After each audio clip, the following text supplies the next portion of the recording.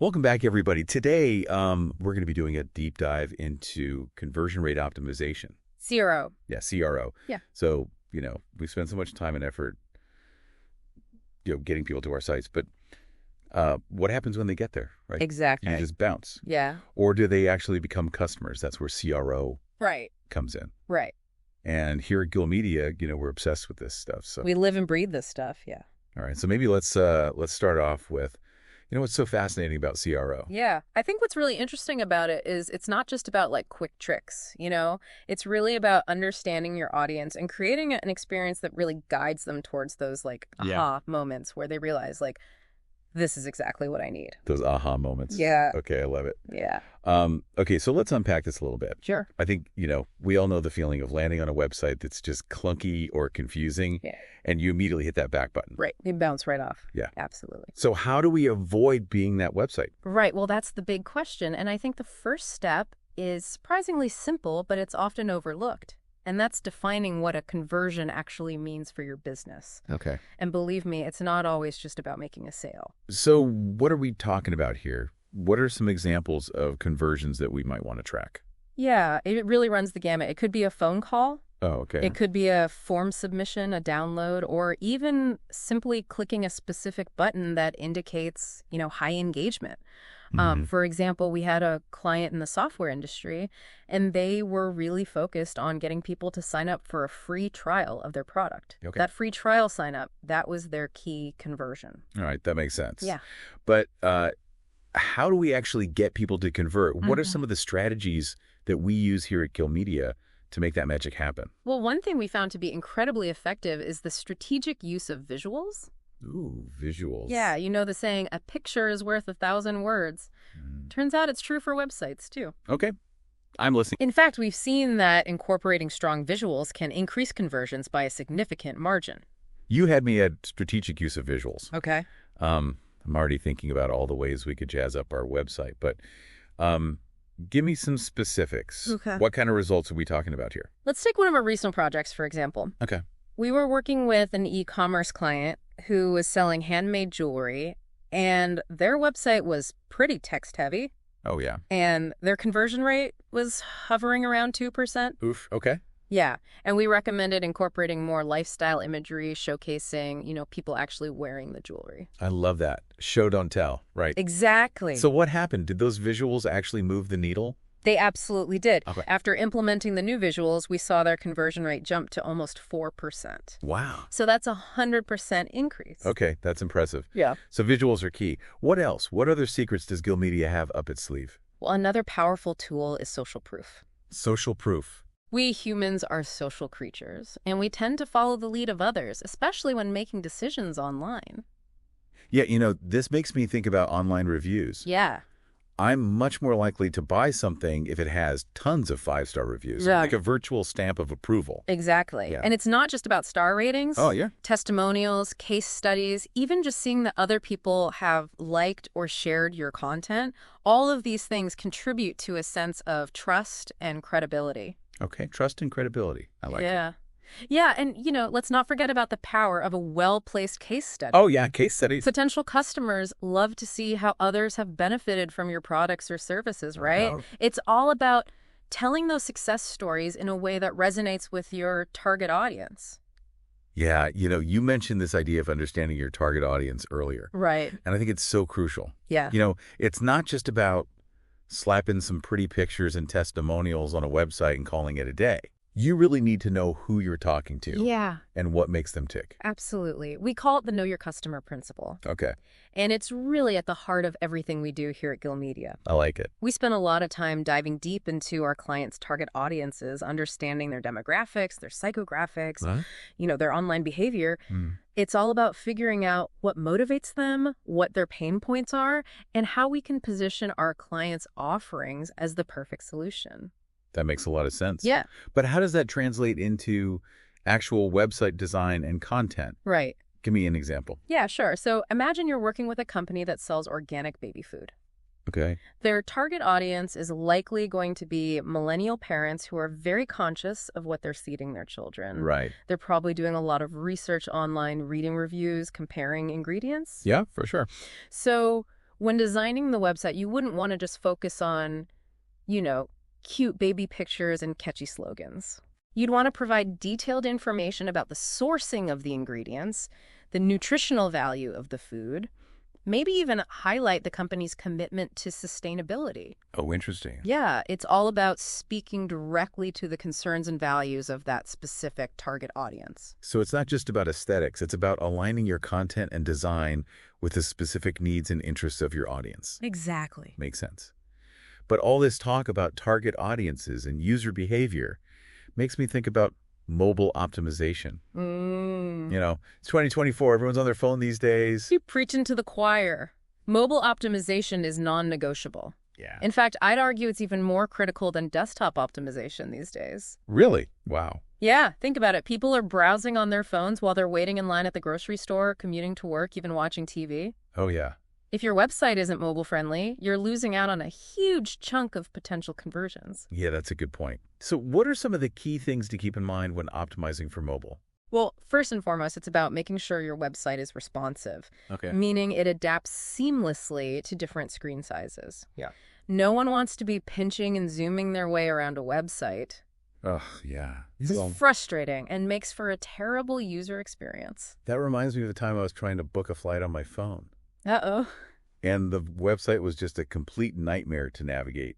I ended up giving up and booking through a different airline just because their website was more mobile-friendly. That's exactly what we want to avoid. Yeah. You know, every element on your website, from the navigation menu to the call to action buttons, needs to be designed with mobile users in mind. It also seems like loading speed is a major factor, especially on mobile. I have a notoriously short attention span when I'm browsing on my phone. Right. If a page takes too long to load, I'm gone. You're not alone. Okay, good. Mobile users are notoriously impatient. Uh-huh. Studies have shown that even a 1-second delay in page load time can result in a significant drop in conversions. Wow, a second. Yeah, so optimizing images, minimizing code, and using a content delivery network. Okay. These are all crucial steps in ensuring that your website loads lightning fast on mobile devices. All right, I'm getting the message loud and clear. Mobile optimization is not something to mess around with. Definitely not. But all this talk about speed and responsiveness makes me wonder about the technical side of things. How do we actually know what's working and what's not? That's where data comes in. Yeah. And specifically A/B testing. A/B testing. Yes. The science of figuring out what makes people click. I've heard the term thrown around a lot, but to be honest, I'm not entirely sure I understand how it works. Can you break it down for me? Absolutely. At its core, A/B testing is all about comparison. Okay.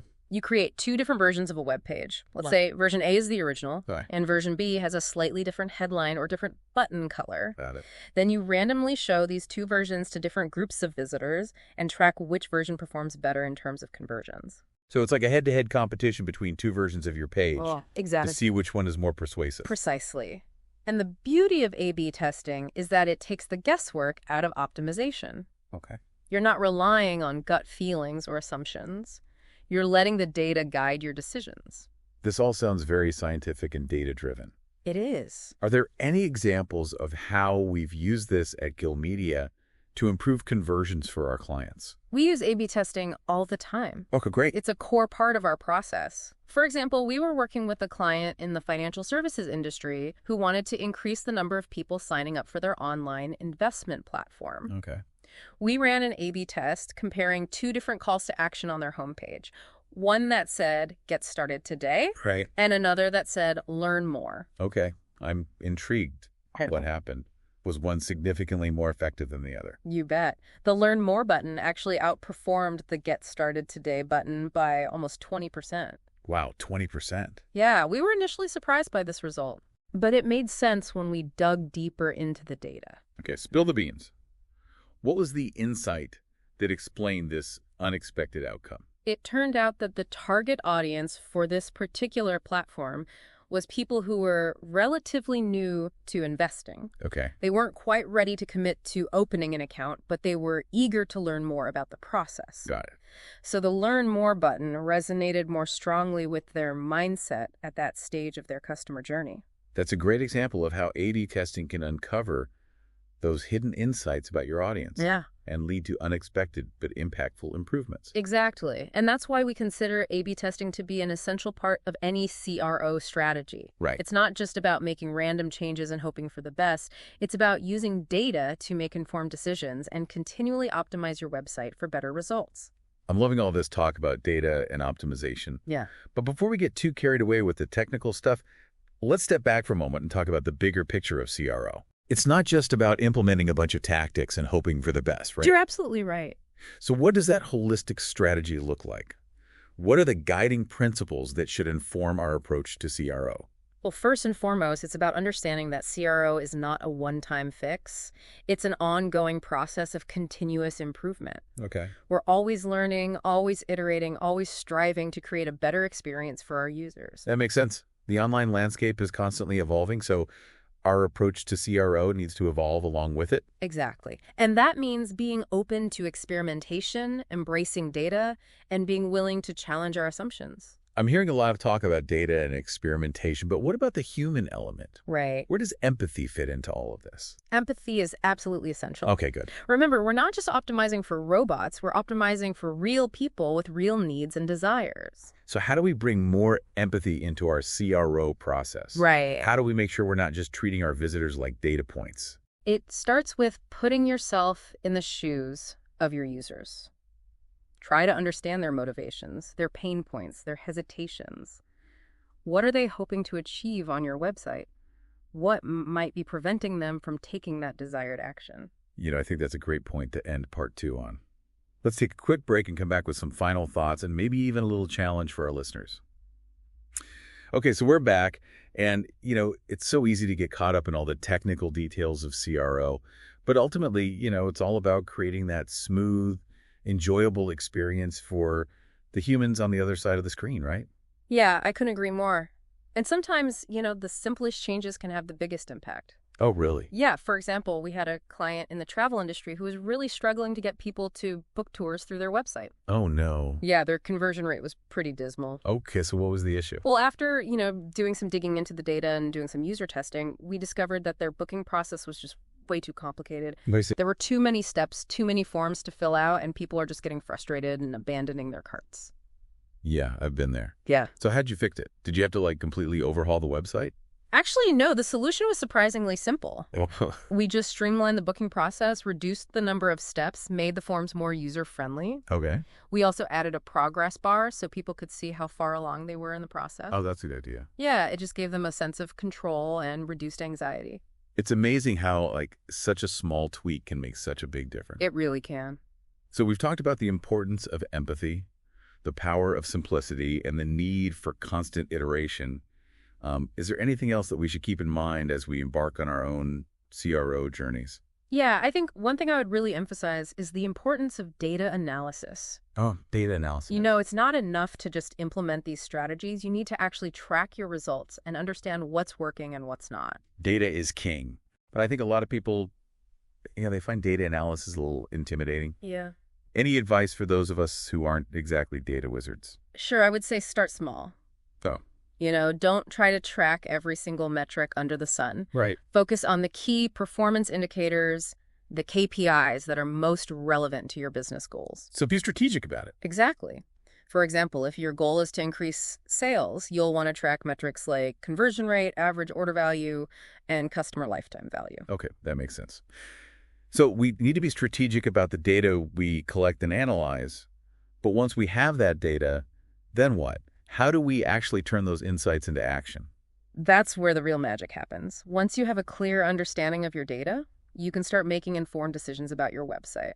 Design your content, your marketing strategy. Oh, okay. Maybe you need to tweak your call to action, add more social proof, or optimize your website for mobile devices. The possibilities are kind of endless. The possibilities are endless. I love it. And the best part is it's an ongoing process. Right. We're constantly learning, constantly improving, constantly pushing the boundaries of what's possible. Exactly. CRO is not a destination. It's a journey. A journey. And it's a journey that we are incredibly passionate about here at Gilmedia. Well, I have to say, I'm feeling pretty inspired. Yeah. I'm ready to go forth and optimize all the things. Yes. But before we wrap up, I want to leave our listeners with a little challenge. Yeah. Thinking about your own online presence, What's one small change you could make today to improve your conversion rate? Yeah, don't overthink it. It could be something as simple as adding a testimonial to your homepage, tweaking your website's navigation, or Yeah. testing out a new call to action. The key is to start somewhere and keep experimenting. That's great advice. Thanks for joining us on this deep dive into conversion rate optimization. Until next time, happy converting.